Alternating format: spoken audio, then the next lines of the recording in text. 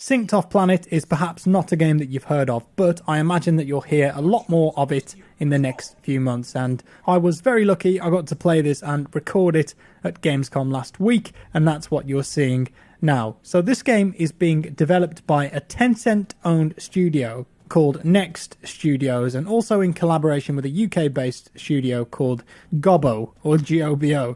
Now, it was only just revealed at Gamescom this year, but with Tencent being such a huge company now in gaming, and previously being involved in plenty of other massive games, including PUBG, most people tend to sit up and pay notice whenever they talk about a new game. And this, I guess, is their first proper foray into the Western AAA market. And that's really what interested me to go over and play this. So Synced Off World is a third-person PvPvE game. This is a term that's used quite a lot these days, but basically it just means that there are both PvP and PvE elements in the game. And in this case, you face off against other players and a team of AI-driven zombies called Nanos. The game has elements of Left 4 Dead, The Division, and even World War Z. But to be fair to Synced Off Planet, while it does perhaps have elements that are similar to those games, I do think that it's attempting to do a few things unique. So in any one game, you can have up to 48 human players, and then you've got around 1,500 AI zombies in the same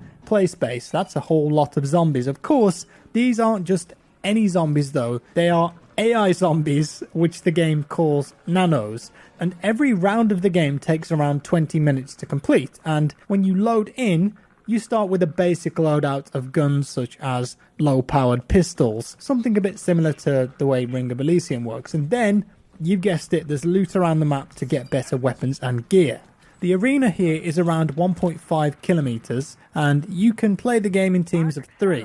There aren't any vehicles, so when you're moving about the play space, you're going to have to be prepared to encounter a lot of zombies. And of course, other players. That's obviously by design, because if there were vehicles, then getting around the area would be significantly easier, and the AI zombies would be far less of a threat. Now, one of these unique mechanics is how to deal with the zombies. Of course, you could try to outrun them, or you could just try to shoot them all. Either way, I think, is a valid tactic for survival. Or there is a third option, controlling them. And this is what really sets the game apart from other games like this that could be similar. The zombie horde here can actually be used to your own advantage. You can hack into the crowd of nanomachines in their heads. After all, they're not real zombies. And then you can direct them to somewhere on the map by aiming and pressing a button, or just let them do it on their own. This means that you could gain control of big swarms of zombies and set them upon another team to either keep them busy or help you win a gunfight.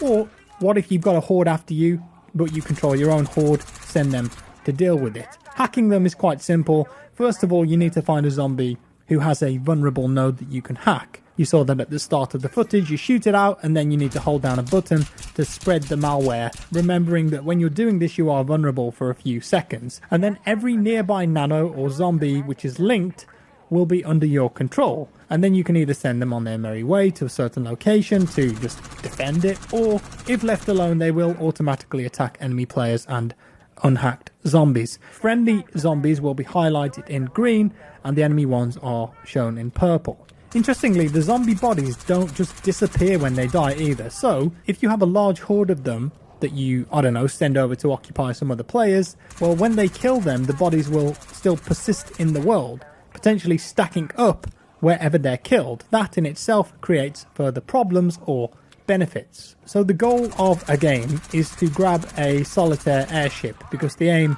is to, of course, get off the planet, as the name suggests. Again, this has a similar premise to the helicopter in Ring of Elysium, which is how all players exit that game. With 48 players though and 1,500 AI zombies, it's not going to be easy. And this also seems to be the point of the game, where the most exciting gun battles and tense fights will take place.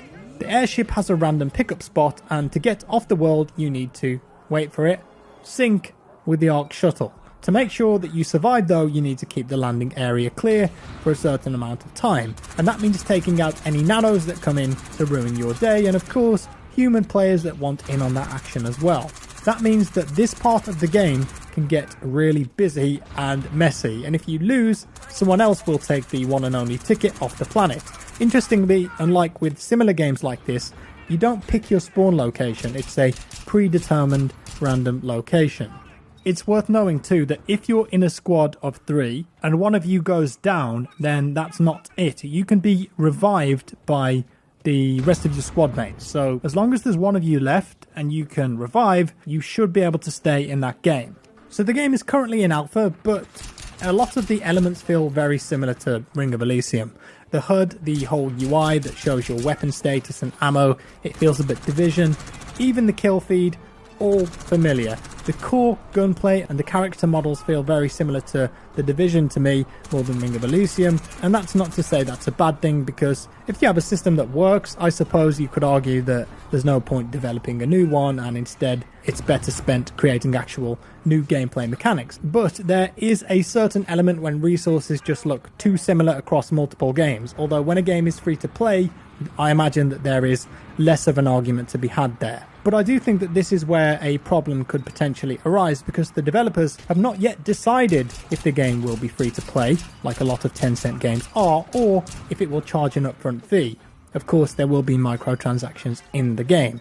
For me personally, having played it and learnt about it, I think that it really has to be free to play. Although I did speak to a developer that was there at the event, and they seemed very adamant about building this game with the community and adding even story elements down the line for people who want to play solo. But I think the game will find the most success if it is free to play. It looks pretty nice too, doesn't it? I mean, this was playing on PC, it's an Unreal Engine 4 game, and they had RTX implementation here. You may have noticed me toggling it on and off a few times. It did chug along a bit, and there was some frames per second droppage when I had RTX turned on, but I have to say that the implementation on this game is quite impressive, and they've got some nice real-time reflections and lighting in here.